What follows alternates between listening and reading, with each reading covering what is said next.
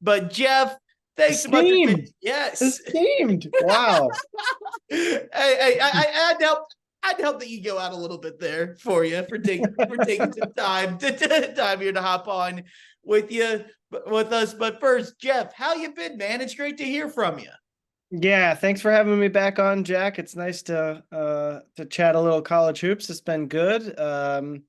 Just excited to follow along this season, and I think we're heading in the direction of another year where it feels like there's six or eight like really good teams, and it's hard to tell if they're dominant enough to be the ones that kind of clear their own path to the Final Four, or if it's one of those years where there's no one that has truly. I mean, Arizona looks really good, but there's no single team that you would say for sure right now they are definitely going to win the national championship.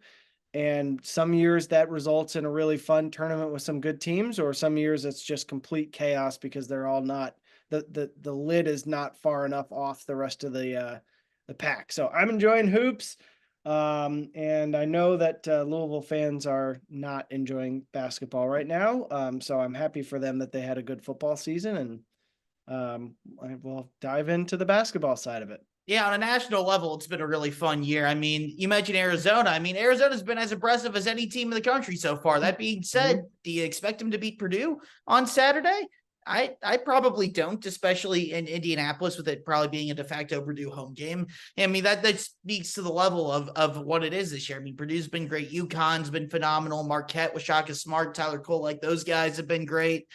I mean, Kansas has its flaws, but have been really good. It's been a really fun year at the top of the sport. We might have to get into a couple of those games on Saturday here on the back end of that of the podcast, because it's going to be loaded and absolutely loaded slate of games coming up this weekend. But we do have to talk Louisville, because this is Floyd Street's finest here, a Louisville basketball podcast, as the Cardinals fell to DePaul, to 1-7 DePaul on Saturday, which, full disclosure, Jeff, for those who don't know, I'm an Indiana grad. Indiana played Auburn in Atlanta, where I live now, this past weekend. So I did not get to see Louisville DePaul live. I was at the Indiana game, and I had a bunch of college friends in town for the weekend, so I had myself a great weekend. So I did not actually get to watch the game until Tuesday, and I could not imagine that there would be a worse game to watch at the 2 p.m. time slot on Saturday afternoon than Indiana Auburn was, because that thing was an absolute mess.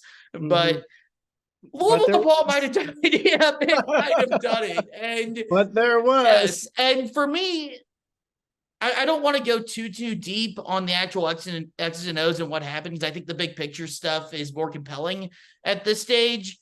But I do think it's worth noting we had the whole discussion a couple weeks ago after Louisville played Indiana, where IU goes to the 2-3 zone late in the game, that flips the game around. The Hoosiers go on a big run and survive a game where Louisville was played really, really good for most of that game. And afterwards, Kenny Payne had the now infamous quote that Mike Woodson tricked him. You look at this game against DePaul on Saturday, and it's a very it's even more encapsulated than the IU game was, because Indiana didn't go to that zone until like 5-6 minutes left in the game. You take the first 15 minutes of the game against DePaul on Saturday, the Blue Demons were in man. Louisville wasn't doing great on offense, but they were, hanging with them. It was about even. It was something like 20-20. DePaul goes to a 2-3 zone with 5:15 left in the first half. And Louisville, and the Blue Demons rather, immediately go on a 21-2 run. That completely changes the course of the game. After they take that 19-point lead early in the second half, Tony Stubblefield, this is why DePaul is 1-7. For some asinine reason, they go back to man-to-man, and Louisville goes on a 10-0 run immediately against the man-to-man. And DePaul goes back to the zone. Louisville has a 2+ minute scoring drought. It only has one field goal the next 6.5 minutes. So to me, and you watch Louisville against the zone, Mike James got into the middle of the zone maybe 2-3 times in those two stretches. Other than that, it was, again, the same BS as the Indiana game, where it looked like Louisville had no idea what they were doing against the DePaul 2-3 zone. And this is a DePaul team, mind you, Then their previous game against Texas A&M, who I get at A&M's a much better team than Louisville, scored in the first half of that game over 2.14 points per possession in that first half. Shredded them, which for those, I know, Jeff, you know this, but if any listeners don't know, points per possession on the offensive end, you're around average, like your goals at bare minimum is try to get about a point per possession. On the defensive end, you want to hold them under a point per possession. Again, Texas A&M was at 2.14. That's insanely good. Louisville, I'll give you the points per possession, but I think just the layman's term with points scored is a better way to do it. They were 0.733 points per possession in the first half, only 22 points. And they only scored 2 points after DePaul went to zone the last 5:15 in that first half. Yeah. That is, DePaul's not a good basketball team. I mean, they are, I don't want to just crap on DePaul for Paul this entire time, but DePaul was 1-7, and they have losses to Long Beach State. Here, I'll pull the rest of these up. Here we go. Long Beach State, Purdue, Fort Wayne, San Francisco, and Northern Illinois included in those. Their only win this season before the Louisville game was against South Dakota at home. This is not a good basketball team. If you're showing any pulse of a program of trying to grow as a program, trying to build a foundation for Kenny Payne's team, I get it. You hadn't won a road game since early January 2022. This was your chance to do that. And not being able to make the adjustments from the Indiana game a couple weeks ago directly cost them in this game, where it went from neck and neck to you're down 19 points early in the second half. And yes, you can have a couple of desperation runs, but you never seriously threaten the rest of the way there. Yeah. Well, look, I mean, something that if you go back to last year and you look at a lot of the games and people who watch the games, you don't need the numbers necessarily to back it up, but they do. Your eyes do the trick for you. But just another game, you mentioned the 21-2 run. It extended into the second half. It ended up being 24-4, at least in the way KenPom charts it. And if you go back to every game, Louisville has been on the wrong side. Every loss, I should say, especially, but even in the wins, sometimes there are there's just like miserable droughts that crush them. And it's in those stretches that you just wonder is anybody talking about changes? Is anybody trying to think, outside the box of, hey, what we're doing is not working. Let's do something different. And I'm concerned that level of understanding of the game and coaching just is not there.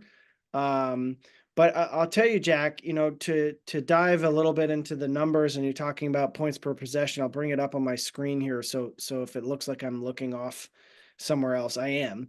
But last year, Louisville was 354th in the country, 354th, which means that they were bottom 10, I believe, last year, bottom 11 last year in assists per field goals made, which is obviously a big factor in how well your team is passing, moving off the ball, and converting chances. And when you throw that in with a turnover rate that was just horrific at 22 plus %, you throw in the non-steal turnover percentage, which basically means your team is giving the ball away to live ball turnovers, or to non-live ball turnovers. Now, in fairness, a non-steal turnover is not going to result in a run out by any stretch, but it means that you're throwing the ball out of bounds. It means that you're dribbling the ball off your foot and out of bounds. It means that you're making mistakes that result in just empty possessions. They're unforced errors. Unforced errors. That is exactly it. And you move forward to this year, and neither of those numbers are great at all. Now they've improved. They're down under 10%, for instance, in non-steal turnovers. So they've cleaned up a little bit in those unforced errors area, but they're still not passing the ball very well and getting assists and getting buckets and penetrating zones and figuring that out. And, look, if you're a team that sees a Louisville squad that doesn't shoot it great from three, that has not figured out how to use the size that it has to its advantage around the rim, just pack it in and just say, look, beat us with passing and movement and 3-pointers. And they're not going to. That's just not going to be a factor when you play Louisville. So it's problematic. I mean, and again, you mentioned this earlier. It's more compelling to talk about the big picture. It's gotten to the point, and I know I've said this before on this exact podcast and in conversations with people, where it's like, it's untenable to be in a position where you just get to the point where every single conversation about this results in a job status conversation. And how bad is it going to get, that type of conversation? I mean, again, Ken Palm, these are the algorithm versus the projected record are two different things. They're taking in percentages and odds and all of those things. So the projected record is 10-21 and 4 wins in the ACC. I find it hard to believe that they're going to find 4 wins in this league when you consider only 2 of their opponents in league are ranked under 100 in the Ken Palm ratings. I mean, it's going to be, even the Boston Colleges and Syracuse's and Florida State hasn't been great. Quite frankly, my alma mater, Pitt, has looked pretty shaky. NC State has looked shaky at times. So there's a list of schools where you're like, Louisville could be competitive with them. At least before the season started. But now that the season has started, I don't see it. I mean, even Georgia Tech looks like they've got some guys, and Kawasi Reeves and some of these guys who are going to cause serious problems for Louisville. And it just keeps coming back to the inability to respond to a punch, not a haymaker, not the first punch or the second punch, not an uppercut, none of these big, the old boxing. It's literally just any jab whatsoever that is thrown by an opponent now for a season and into the second season. They've not figured out how to respond to it. And, I feel awful for piling on. I mean, I really do. I feel terrible that the situation has gotten to where it has. And I know people don't care truly what my personal feelings are. I just hate to dump on a guy, and a staff, but I mean, it's not fun to do from our standpoint. It's not fun. Yeah. It's just untenable. I mean, it just comes off as almost mean, but at some point, I mean, they're 8-33 and they're 0-19 outside of the city of Louisville. Yeah. And you honestly, Jack, and you mentioned it. I mean, the Texas and Indiana games, I think people, granted, the way the Indiana game ended, I think probably melted a lot of this away. But, you come back from that and you're like, okay, I mean, I could see them win 10 or 12 games and maybe beat some teams at home in the ACC and they could be competitive. Yeah. And then they turn around and do what they did against DePaul in particular. And you're just like, I mean, even the New Mexico State game, which they won. Yeah. I mean, that game was awful to watch. I mean, they trailed by 8 with about a minute and a half left, and they needed to pull a miracle out of their ass, and they needed the coach to ice his own free throw shooter with the second half left just to get the game into overtime. Yeah. Against New Mexico State, a program that had folded in mid-February. It has a completely new coaching staff, completely new roster from last year. Mm-hmm.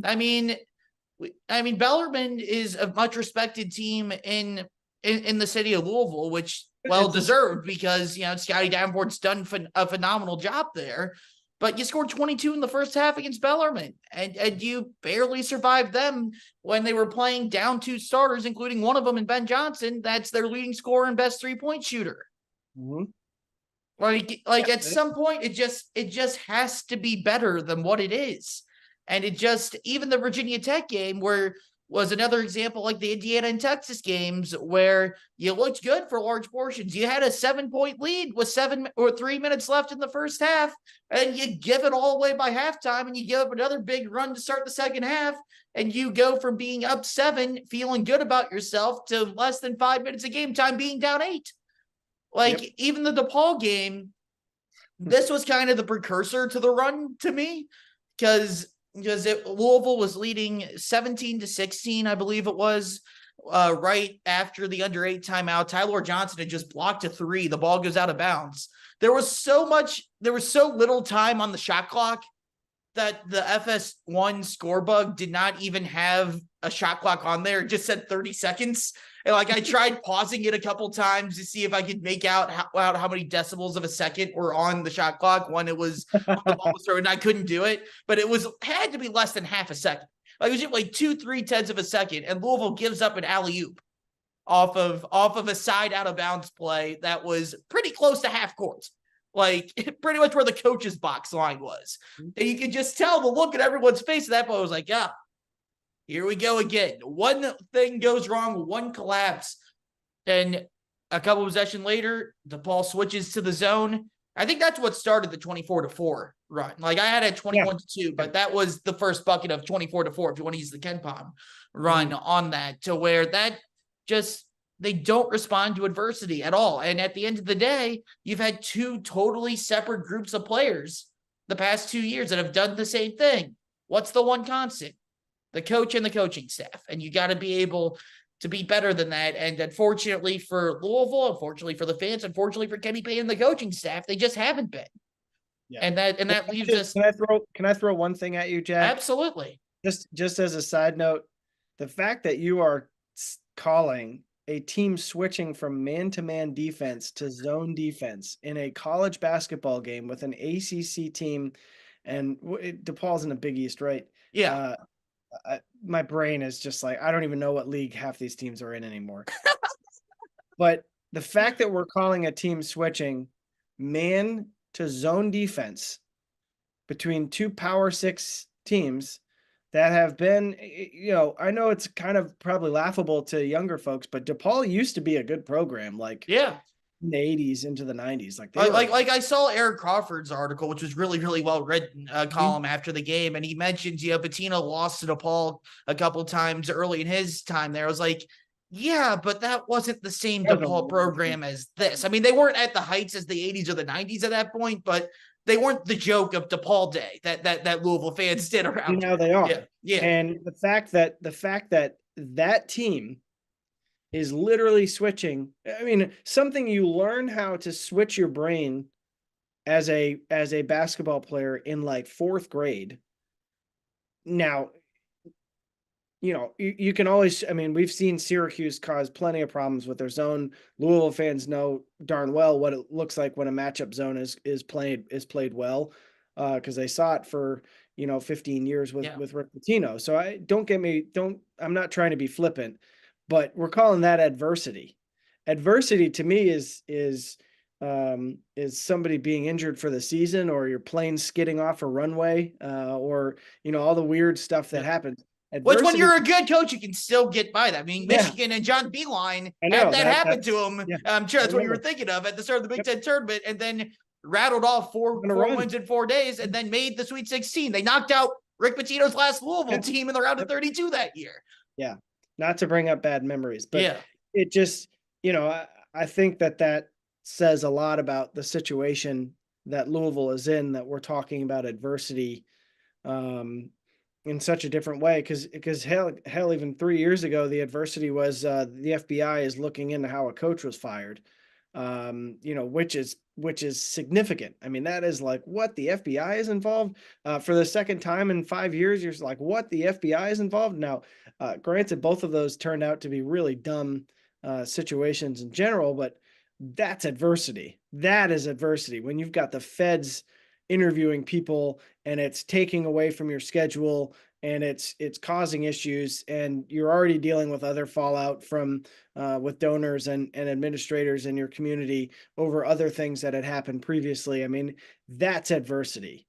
This stuff we're talking about teams switching zones. And I think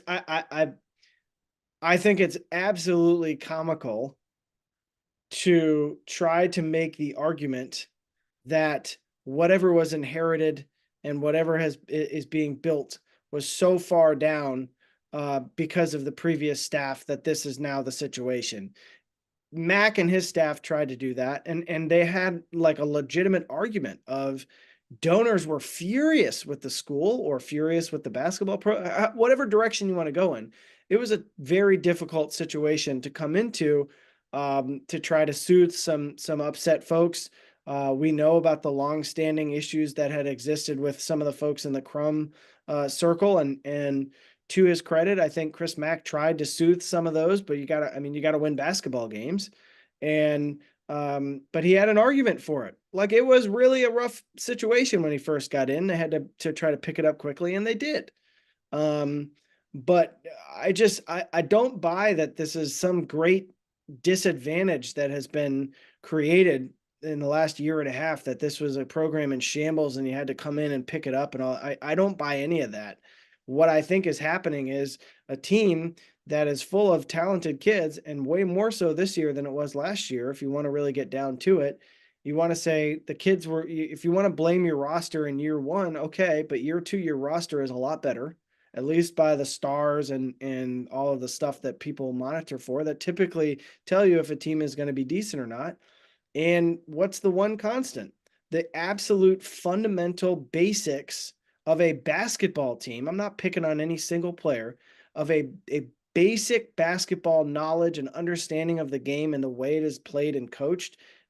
You're not even getting that. And so, that's something that you can fix that with coaching.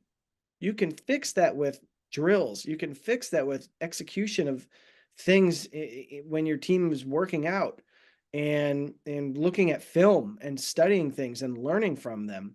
And I don't know, man. It's just like last year you want to blame the roster, this year trying to blame the roster again, and I'm just like, I'm out. I'm out. And Yeah. I've been out. I know that I've been out, Jack. And I really have. I'm sorry, I'm ranting again, but like I really have tried very hard to be mindful of the fact that every time I'm on this podcast now, I feel like I'm talking about, I'm almost like railing on people, but I just like, at some point, it's just this ain't it. This ain't it. It's just not. I think Eamon Brennan wrote something after Louisville lost to Kentucky Wesleyan, where he compared it to your alma mater, Pitt, after, Jamie Dixon and then Kevin Stallings didn't work out and so on and so forth. Yeah, that was really bad.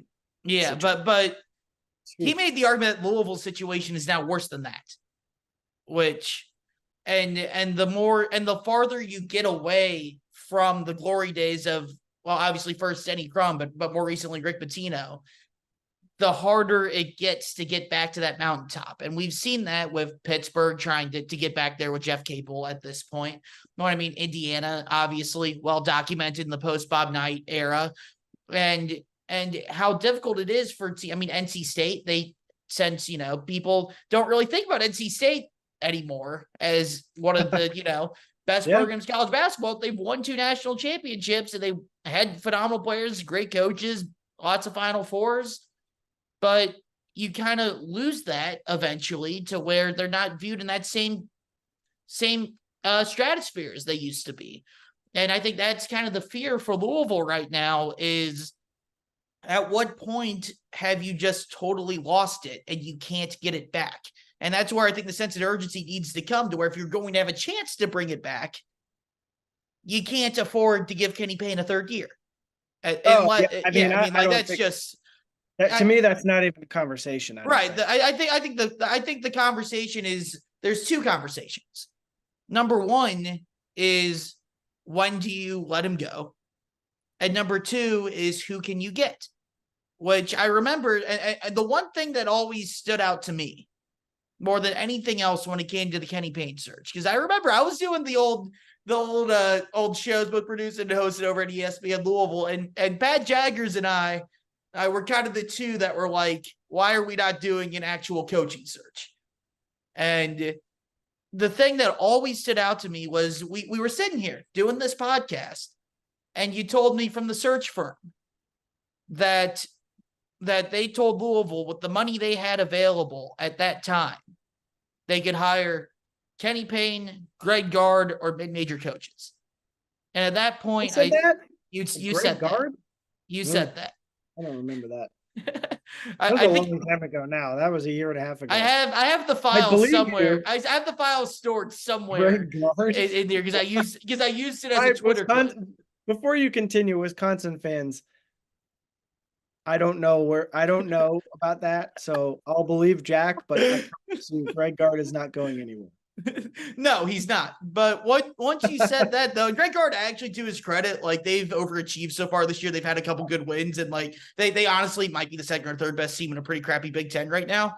But you told that to me on this podcast, and I go, okay, you're not getting Oates, you're not getting Musselman, you're not getting Cronin. I still don't think it's going to work, but it'll get everyone from the Crum era people. It'll make them happy. If there was ever a time to do it, that would be it. Yeah. Obviously, it has failed beyond any expectations. And again, I didn't think it was going to work, but I didn't think it would be this bad. I mean, I thought it would be better than this. So but yeah, but now when you enter the situation, my question is, and I'm not expecting you to have the answer to it, but just how different is Louisville financially than what they were 2 years ago to be able to go out and make the type of splash hire that they're going to want to make? And how much has the last 2 years compounded with the end of the Mac era hurt how attractive the Louisville job is, if at all? Well, here's the thing. I think, look, Louisville, and I'll say this, I'll continue saying this. Louisville is always going to be an attractive job as long as the facilities are what they are. I realize conference affiliation has very much, it's not what it used to be in NCAA football and NCAA 2K, when you could use that as one of your arguments for trying to get a recruit in your fake conversations with a recruit. But you're still in a place that at its core loves its basketball. I think, more to the point is probably loves competitive winning basketball. But great facilities still, great tradition, all of those things. So, NIL potential as well. Yeah. So the conversations that I have maintained, even though I'm not, other than coming on this podcast, I mean, I don't do any Louisville stuff anymore. As far as Louisville men's basketball, I do some broadcasting for the ACC Network Extra, which is super fun. But I've still kept an interest in, college basketball in general. And it sounds like there's still people who are interested in at least considering it. And that's the biggest thing is, everybody will get all up in arms. And I know I was a big part of that in 2022, where I'd say, oh, so-and-so is interested on a radio appearance or whatever. But being interested obviously is the first step. You've got to have a lot of other conversations. And by the time the two primary parties sit down and talk, things are typically hashed out of what interest, becomes more of a serious conversation to, okay, this is possibly happening. But I don't think, just again, from these conversations, it does not sound like, at least on the initial level of like, would they consider it? The people that whose names have been thrown around, and I'm not going to share them because I'm not a reporter anymore. I'm not going to do that. Suggest that it's a decent, still going to get a pretty significant interest. It's still Louisville, and it's kind of like the New York Giants, or, there's certain like marquee jobs even in pro sports, which I realize are a whole different ball game, that, you could be struggling for a while and there's still going to be a brand name. And that it's going to be a tough job. I think a lot of people are learning in the coaching business, have learned that it's a tough job. Especially based on how things went for Chris Mack, who had the respect and still does of a lot of coaches in the business. And I think he's still a good basketball coach. But didn't go well here in the end. It didn't. So I don't think Louisville is in dire straits as far as like, can they get a good replacement if and when it comes to that. I do think the financial stuff is a big concern, just from the amount of people you're getting in your arena for home games is problematic. And that's why I think that's a potentially a back-breaking part of all of this. But Jack, as well as anyone, as an IU guy, at least an IU grad, it took one guy to pony up $10 million. And next thing you know, you've got a new coach search coming. So I think there are enough dedicated people, and I think Josh Hurd is good enough at his job that I think he's actually really good at his job. That I don't think Louisville would have a hard time finding it. But you got to find it, and that is not that it's a lot easier for us to say that than it is for people to actually go do it. Right, that's the big question is because I think I agree with everything what you said, but if you're going after, and I'm not saying these people are interested, but I'm just, these are the names people like to bring up, like, oh, go get Nate Oates or Musselman or Bruce Pearl or Tommy Lloyd from Arizona. Yeah. And I'm like, you realize you're probably going to have to pay them like 6-7 million to have a chance at them. And even at that point, you're asking those guys to leave situations with, for most of those guys in the SEC, to where they have an unlimited amount of money that Louisville just doesn't have. And even a guy like Tommy Lloyd, who's number 1 in the AP poll right now, like, is he really going to want to leave that situation and what he's built up there so quickly to Arizona to take over a mess that Louisville's in right now? Now to where the financials, I think there makes it more difficult to get dudes like that is kind of my worry. Where as far as like the attendance goes, I mean, it's terrible. And yes, I mean, like, I think every day that the dude paid the $10 million to get Archie Miller out of Indiana. I do, and that's nothing against nice Archie. It's nothing against Archie personally. Nice it didn't work. It was not working. It didn't work. You can tell from year 2 when they lost 12 out of 13 with Romeo Langford, Jawan Morgan, a top 10 recruiting class on the roster, that it wasn't going to work. But it does all it takes is one guy. And I think, or a couple guys, but I think they'll definitely have. You never know. Whatever, a group of people could be a group. You right, never know. But they'll get that to get Kenny Payne out with the buyout, and we'll see if Kenny Payne takes the full buyout. Things like something like 6, 7, 8 million, something like that, or if he takes like a settlement or something like that to try to help him out a little bit. But I don't know. But yeah, I know. I mean, I know I wouldn't if I was in that chair. It's like, give me the money. Can I just throw there's 2 things here, Jack, that I think are important. One is, you and we talked about this at the end of last season. You don't want to. There's a couple of football programs across the country that have pretty itchy fingers when it comes to dropping people. It's like Tennessee, Nebraska. Yeah, there's some schools where it's and look, maybe those places have internally have a better pulse. Right, but if you're gonna compare Louisville to that, I think I get what you're saying, and that was why I said you couldn't fire Kenny Payne after 1 year.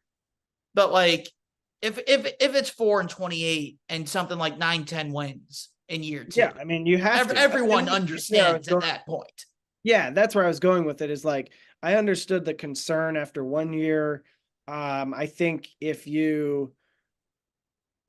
think there would have been enough support last year after last season to have just said, this just didn't work. It's clearly not going to work. But I there was obviously still a faction that was pushing for, hey, let's see if we can boost the talent, help out, and see where you can go. But I don't think 2 years is too long. I think, yes, money is always going to be a concern. It's always going to be a conversation.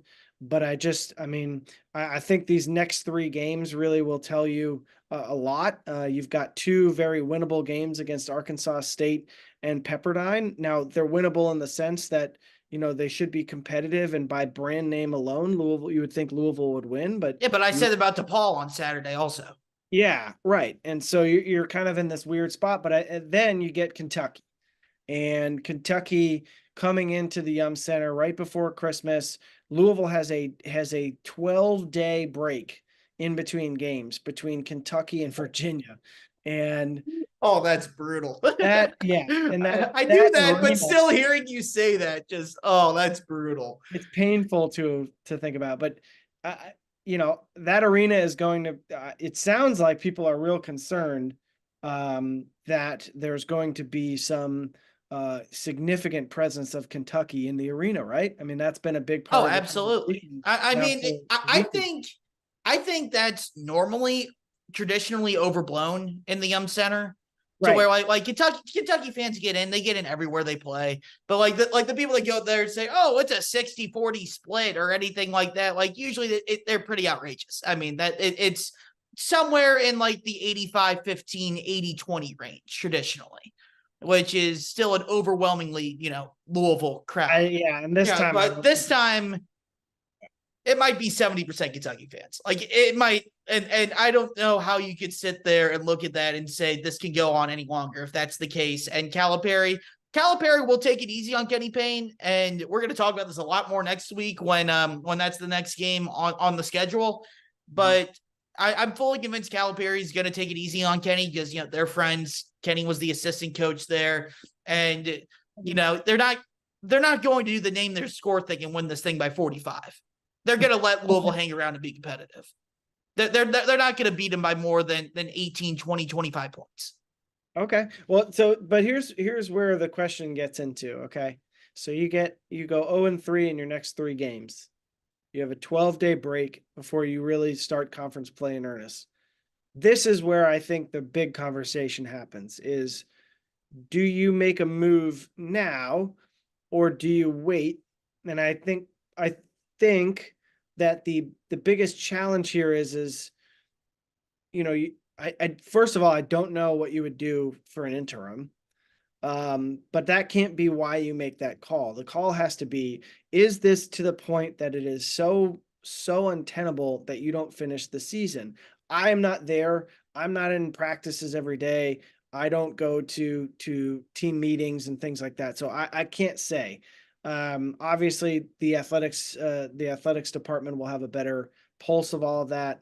And they'll know things that are going on behind the scenes, but that's a tough part of all of this is I don't think this is going to happen, but what if things turn around, and then you have that question at the end of the season. You're like, well, this is kind of awkward. So I don't envy Josh Hurd because no matter what you do, whether you cut the cord before Christmas, whether you ride out the season and you have another close to 4-28 debacle, or you don't, and the team goes in another direction, you're in a tough spot because the other direction, if you get to 10 or 12 wins, that's still just not even remotely what Louisville basketball should be. And I know we spent all offseason talking about that win number as like some, magical number that's the line between change and no change. And that's really difficult. I mean, that's a tough call to make for an AD.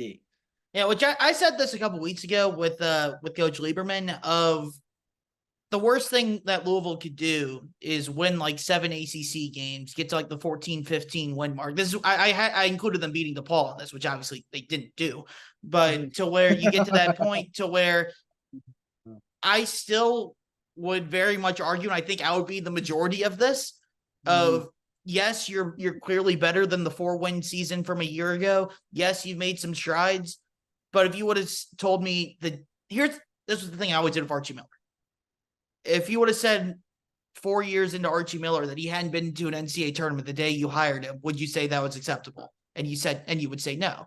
And I would say, even if you grant him the 10 seed in the COVID tournament that he would have gotten in 2020, in 4 years, you would have 1 tournament berth as a 10 seed and 3 missing the tournaments. You would say, no, that's not good enough. If you would have asked anyone from us to Coach Lieberman, to fans, to season ticket holders, to Josh Hurd, to Jerry Eves, if in the first 2 years, the day Kenny Payne was hired, he would win 4 games and then 14 games, that would be good enough for a year 3. Everyone would say no. I don't think there's one person there that would argue that the answer would be yes, that's good enough at Louisville basketball over a 2-year span.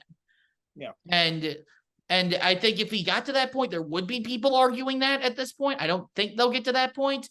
But the worst case scenario is for something like that to happen, or if they do a Patrick Ewing Georgetown thing and just go out and win the ACC tournament out of nowhere and get a 12 seed or something. But as far as when to fire him, I go back and forth on this because if that is the move, yeah. Because I mean, obviously, I think they're going to fire him at the end of the year if they don't do it midseason. And when I say go back and forth, it's firing midseason is where I'm at on that point. I just don't know. Just from a semantic standpoint, this isn't what should matter, but this would absolutely be an angle if it did happen. Can you imagine what Kentucky fans would do if it was the Kentucky game that got Kenny Payne as the last straw fired in that? I don't know if you can do that with the rivalry and all that stuff. But everything you say makes sense. You got the 12-day break. It's the end of the non-conference before you fully jump into ACC play. But I just don't think you can fire him after the Kentucky game and let them have that as like that's the last straw. I don't think any administrator is going to be thinking in terms of the Kentucky. I'll put it this way: I hope not, but it's Louisville, Kentucky. Weird things happen. But I think more importantly, the question becomes though, how much is that going to help ticket revenue if you fire Kenny Payne midseason? And I don't think it's very significant to where no one's going to those games already. You fire the coach, maybe there'll be a couple people that'll buy back in for a short term and say, I support you for making the change that needed to be made, whatever. But at the end of the day, no one's going to come out and watch a team that's going to win 8, 9, 10 games. And no matter if the coach is KP or Danny Manning or Nolan Smith or whoever, if the team's going to be that bad, no one's going to watch them. Yeah. And to where this idea that you have to make a coaching change mid-season so that fans will buy back in, I just don't see how that's going to happen. We saw that with when they had the parting of ways with Chris Mack. There was that short-term burst, a couple of games where it was pretty convenient that you were playing Notre Dame and you were retiring Russ Smith's jersey, which was always going to be the biggest crowd of the year. And then you had North Carolina and Duke at home back-to-back, to where you had that short-term burst of fans coming out. But guess what happened after that? They lost all 3 of those games. They kept doing what they were doing, and they were a bad basketball team, and it went back to being the same ghost town it was before they fired back. So I don't see how that would be any different with Kenny Payne. I mean, I think February might be the point to where I'd say, okay, I guess you can get the head start on the coaching search on the carousel. Make sure you get your name out there. I'm not really sure how much that actually helps you, whether you do that then versus, early March after you lose in the ACC tournament. But I just, to me, like your name is already like people will know. People know already. In that direction, people will know. Yeah. So I just don't see, other than the fact that we have the conversation of do you fire him or when do you fire him versus, well, who's the next coach going to be, whether we're going to do that for 2 months, which neither conversation is very fun to have. And I get very tired of both of them very quickly. I would much rather just sit here and break down games and talk hoops. That's a lot more fun for me. But oh, what a time that was, my friend. Yeah, I know. but for me, if they fire him January 1st, February 1st, or March 10th, what's the difference? You're going to have a new coach next year anyways. Yeah. I don't know. There's always, I think financial considerations will always be probably the primary factor for that. But yeah, I mean, it's a tough spot to be in. And I just, especially again, you've got to handle it well because of who the coach is and what you cannot. And again, I think Josh Hurd and the administration is smart enough to know this, or are smart enough to know this, because all indications are they get it. I mean, they know why Kenny Payne was so popular of a choice when things started in 2022. They know why Kenny Payne won those games. Well, yes, but more importantly, I always love that video. I'm sorry, I couldn't help myself. But it just like, it's like a fine wine. It has aged impeccably. But yeah, I mean, I think it's just always going to be awkward. It's always going to be something that you've just got to find a way to handle with grace. By all accounts, I think Kenny Payne is a pretty logical, nice guy. So I don't think it's going to be some, I feel bad, just we're assuming that this is going to happen. I mean, the way things are trending, yes. that is the case. I have seen no evidence whatsoever that would imply that things are going to change very much, but I'll leave out the possibility. I'll leave the potential for that as something that exists. But you sit there and you think, how do you have that conversation and maintain that relationship in a way that doesn't affect your reputation in terms of how you deal with coaches and work with coaches, but also just with your own alumni and your former players who come back. That's always going to be the challenging part. You mentioned Patrick Ewing earlier. That's always going to be the really challenging part when you bring back someone in that category to be a coach for you, whether it's Chris Mullen, Patrick Ewing. You just go down the list, and it's just a very awkward situation. So we'll see. That's where you go back to, like, again, I said this a million times in the winter of 2022. When it goes to whether it be Kenny Payne or Mike Woodson, Hubert Davis, Shire, Juwan Howard, any of these dudes, my argument with all those hires, Ewing, Chris Mullins at St. John's, my argument was always, if you take away the fact that he played at the university and is an alum, would he be a candidate for the job? And for most of these dudes, that answer is no.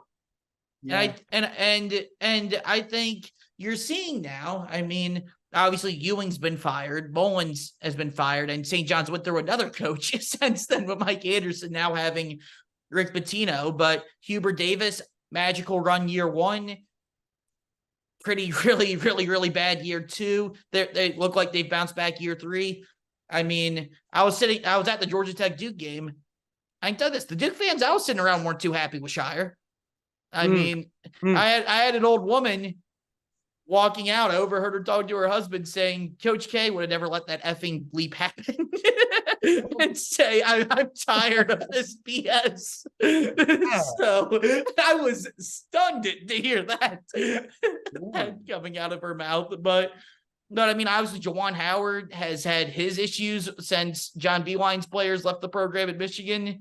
As you guys know by now, we've partnered with BetMGM Sportsbook for this college basketball season. We're going to be using BetMGM lines to make all of our picks and predictions throughout the college basketball season. And we are going to have special offers for you, the listeners and the viewers on the Field of 68 each and every week during the season. If you haven't signed up with BetMGM yet, use the bonus code FIELD1500 and you will get up to a $1,500 first bet offer on your first wager on BetMGM Sportsbook. Here's what you got to do. Download the BetMGM app. Sign up using the bonus code FIELD1500. Deposit at least $10 and place your first wager on any game. You will receive up to $1,500 in bonus bets if that bet loses. Just make sure you use the bonus code FIELD1500 when you sign up.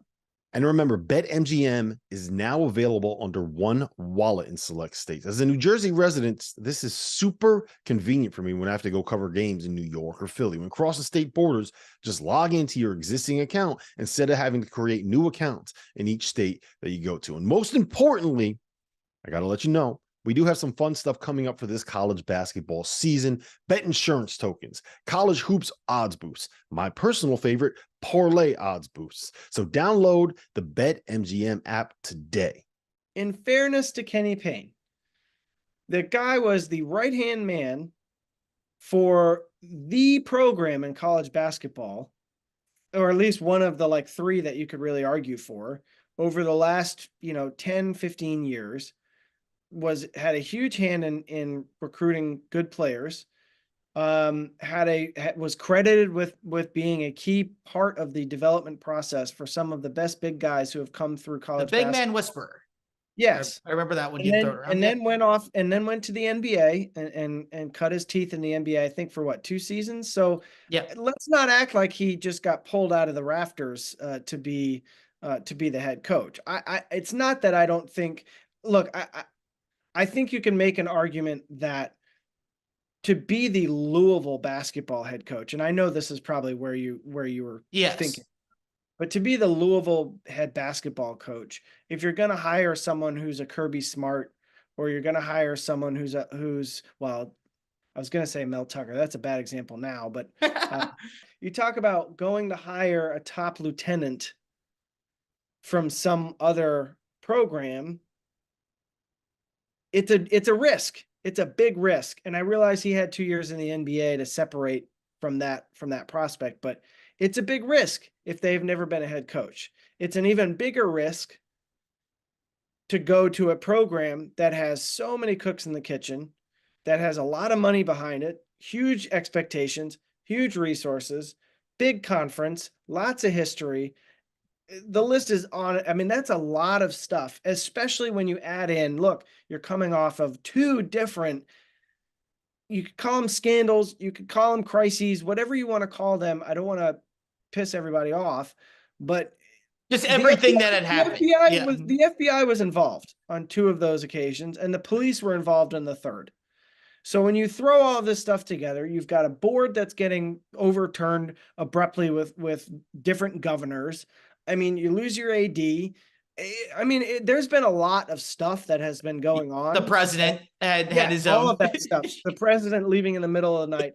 That has made it a really difficult situation for anybody. I wasn't even talking about that one. I was talking about the Ramsey stuff. Oh yeah, that stuff too. So, you know, you get it's so bad.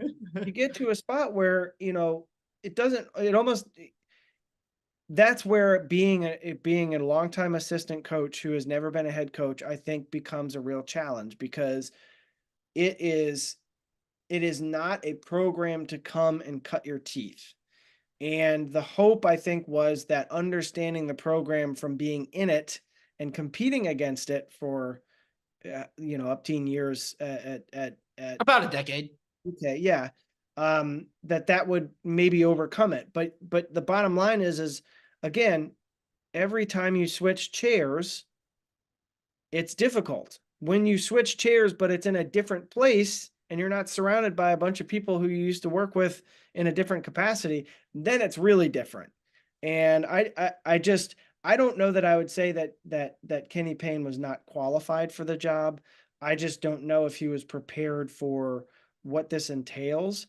And I don't know that the actual basketball plan has been drilled well enough to get the team to where it needs to be. Because again, we've talked about this before. If Louisville went 15-15 last year and had some tough outs and lost some games, but they were physical and that would have been perfect. Right. Like if they were sitting at the exact point they were this year. I mean, it changes a little bit with the DePaul game because of how bad DePaul is. And I think that's kind of what's resulted in yet another explosion from Louisville fans on this. But if you'd be sitting here, 7-4, 8-4, 7-5, something like that in year one, people would have been fine with that. I mean, the idea was, win 13, 14, 15 games, show your players look like they give a crap. You have a pulse as a team. You're laying a foundation. These are such low bars. I know, and I feel terrible saying this. I do. I like all these things. I feel so it hurts to say. And I don't want to just make it sound like I'm ripping on people, but they were 4-28. What are we supposed to do? Yeah. I know they were trying to win and they were trying to do their best, but they were 4-28. And I feel like this has been just a very big rip the Band-Aid off 45, 50 minutes here. But I don't know how you're supposed to sell something that you don't believe in. And at this point, he's very clearly lost both of us. He's very clearly lost, most of the fan base. Just look at the attendance at the games. Yeah. I don't want to be saying this. It would be much more fun to be talking about, whether it be Kenny Payne or someone else. I don't care who the coach is. I just want him to win games. Yeah. I mean, I didn't like the Mike Woodson hire at Indiana, but damn it, I was sure as hell happy when they were a 4 seed second in the Big Ten last year. I'm not going to put my ego above the teams I want to root for to win. That would be absolutely idiotic. I do have friends that do that. It's ridiculous, but I didn't love the Kenny Payne hire when they did it, but financially, I thought it made sense to give him the chance at that time because I thought that was probably your best chance to give him a shot at the job. and it just clearly hasn't worked. And I'm sorry for those who may still defend him. But it just clearly has not worked through 21 months or whatever the heck it's been at this point. Yeah. Tough months ahead for Josh Hurd and Kenny Payne and all the people involved. That's for sure. Yep. And again, maybe they'll prove us all wrong, win a bunch of games, make the NCAA tournament. That'd be great. That would make this a lot more fun than doing this for the next couple months. But Jeff, I appreciate the time. I really do. Before we get out of here, just really quickly, you want to run through some of these games on Saturday? Just quick blurb.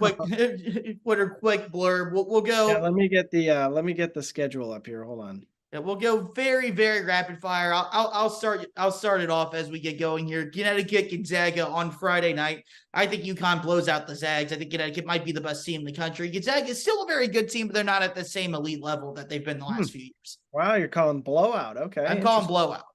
Wow. Okay. No, it's in Seattle, so I might walk that back a little bit, but I think Connecticut does win handily. I think Connecticut wins. Yeah, I'll take Connecticut. I just think they're a really good team, but I think it'll be a single-digit victory out in Seattle.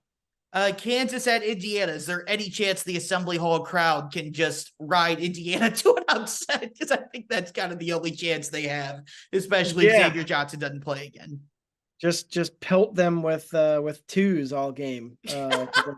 That's what they do. No, I mean, I think you obviously you're going to need some things to go your way. I'm worried that Kansas in a matchup like that, I'd be worried that Kansas has done such a good job of getting good shots and making them. I mean, they're a really good shooting team. They have high shooting percentages. They're just a very solid team, but defensively they are tough to get twos on. And that's obviously Indiana's bread and butter. So, I mean, it's got to be one or the other, give and take in that matchup. I'm going to say I don't love the vibes around Indiana right now. I feel like all of my IU friends have been pretty down on the program lately. So and I think Kansas is pretty good. So I'll say Kansas goes in there and wins, but I think it will be a decent game. I'm going Kansas as well. I think IU will kind of have that initial big home game, raucous punch type of deal. But at the end of the day, you said Kansas is a good shooting team, and Indiana does not defend the three ball at all. Mm-hmm. Especially if Xavier Johnson doesn't play, which it sounds like he's not going to. He's less as questionable, I guess technically would be the term, but you never know. But if he doesn't play, DeJuan Harris and Kevin McCullough are probably the best defensive backcourt in the country. I think they're just going to eat Indiana's guards alive on that side of the ball, make it really difficult for IU to get in to any sort of offense. So I think Kansas does go into Assembly Hall and wins that game. Any chance Michigan State starts to right the ship against Baylor? They've been one of the more disappointing teams in the country. I don't think so. I'm with you. I think Baylor wins. I really love the way, and I know the numbers don't match it, but I just really love the way Baylor defends. And I think when you're playing, when you're trying to pick yourselves up and you're playing a team that's just so tough defensively like that, it's hard to get that game as the bounce back. I know it's in Detroit. But it just seems like the struggles are pretty real right now for Michigan State. And, you've got a couple of get right games right after Baylor. I just flipped over to their schedule here. You've got, Oakland, Stony Brook, Indiana State, which is a good Indiana State team, but Indiana State, Penn State's on the schedule. So, it's going to be, there's some opportunities there to get right, so to speak. I just don't see it being this game. Yeah. And it's never too late to give up on an Izzo team. I mean, they can always, I think I butchered that statement, but you get what I mean. I mean, they very much, yes, you can never March, they'll be okay. Yeah, you truly can never count them out. Texas A&M at Houston. Is there any chance the Aggies are going to bounce back from losing at home to Memphis, which was a little surprising there? Or is Houston just going to keep on doing what they do, as they've also been one of the most impressive teams I've seen this year? Man, they are so good. No, I give me Texas, or excuse me, give me Houston. It's what I guess it's technically a home semi-home game, like staying, in the and wherever the Rockets play. Yeah. It's in the same city. Look, Houston is a team that always tries to schedule Some interesting non-conference games. This is a fun one. Like you said, I think A&M has been an interesting team to start things off this year, but defensively, just as a unit, again, maybe I'm a broken record, but I really tend to favor teams that I know are defensively really sound. And Houston is as good as it gets. So give me Houston at home. Close game, probably a little bit of a rock fight, but I'll take Houston. Yeah, I'm with them going rock fight there as well with the Cougars on top. One game that does not have very defensively sound teams, Kentucky and North Carolina. Could be a lot of points in that one. But I'm going to be in attendance down here in Atlanta for this game, and I could not be more excited for this one. I think it'll come down to can Kentucky's bigs, Bradshaw, Trey Mitchell, if Big Z ends up being able to play, how do they contain Armando Bacot, who's still been really good, but hasn't been quite the same exceptional level he's been the past couple of years, which is saying a lot because he's averaging like 15 and 12 still this year. But how does Kentucky handle Bacot inside, and then who wins the game on the perimeter? And I think Kentucky has more perimeter weapons on the outside than Carolina does. So that's why I'm going to go with Kentucky. Well, we'll split it. I'll go with Carolina, and I know that they've been up and down as the wrong phrase, because they're obviously still have a really nice record, but to me, the RJ Davis heater here is a concerning thing if you're Kentucky, because you're going to have to worry primarily, as always, about not fouling too much around the rim. You're going to keep UNC off the rim. It just is like this automatic every time, you know exactly what you're going to get with UNC. So when you mix in a guy who has just been virtually untouchable in the last whatever number of games it has been, where he's hitting 25, 30 points a game, I don't know. I think it'll be a really good game. I'm really excited to watch this one, but I think give me Carolina by a hair. Yeah, I think it's going to go down the wire. There's going to be a lot of points. It's going to be a lot of fun to watch. And lastly, I'm fascinated by Purdue, Arizona, and not just because it's like a top 3 matchup, but I want to see how Arizona and Purdue's kind of clash of styles work against each other. Arizona wants to get up and down a bunch. Purdue's a little bit more slow down play in the half court. Umar Ballo, this is probably going to be the first time in his life he won't be the biggest man on the floor. And I want to see how he reacts to that playing against Zach Edey, who has been absolutely fantastic. I mean, what a game. I mean, it's incredible. I mean, Keyshawn Johnson for Arizona has been phenomenal. The what's his name? The point guard for Arizona. I want Breslow. No, it's not Breslow, but the freshman point guard. Boswell. Boswell, yes, there it is. Thank you. Yeah, Boswell's been phenomenal. I don't know where I got Breslow from, but Boswell's been phenomenal. Braden Smith had a really, really big game against Alabama. He and Lawyer have kind of shown some moments here this year. I'm kind of defaulting to the fact that the game's in Indianapolis and the fact that Purdue just never loses non-conference games that aren't played during the NCAA tournament. I mean, it's true. They don't. But it's a true heavyweight battle. Whoever wins that game is going to have a massive win on their resume. And whoever loses that game, like it's not going to hurt you. You're losing to one of the best 2, 3, 4 teams in the country right now. So huge opportunity for both teams. I think Purdue might need the game a little bit more with how down the Big Ten is this year, even though they picked up a lot of quality wins already. Earlier in the season, Arizona already won inside of Cameron Indoor, which is incredibly hard to do. But at the end of the day, I'm defaulting to Purdue and Zach Edey. In the regular season, you kind of default to them and figure it out later, to where I think they're going to do enough to get the job done in what's going to be an incredible game up there in Indy. Yeah, I'm concerned about the perimeter matchups for Purdue. I think Purdue, again, whoever wins this game is going to have the best win on their resume at the end of the season, regardless of who wins. It's going to be, I think, both of these teams, along with UConn. I know you could make the argument for a few others that would be in there, but Houston, of course, as I'm looking at it. But really, Purdue and Arizona to me are 2 1 seeds, and you're going to just have that on your resume at the end of the year. That is a nice win. I worry in these matchups. And again, you mentioned Indianapolis, it's going to be heavy Purdue presence almost, and it'll feel like a home game.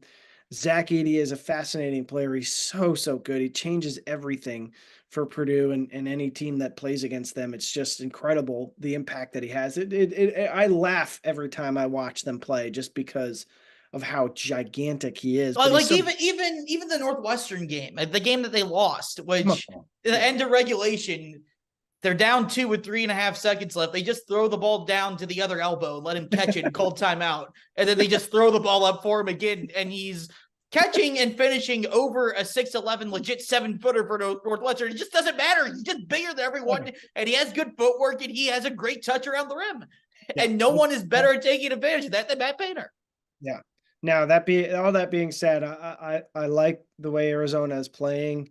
I feel very unsure of this pick, but yeah, I'll say Arizona wins because of the guard play.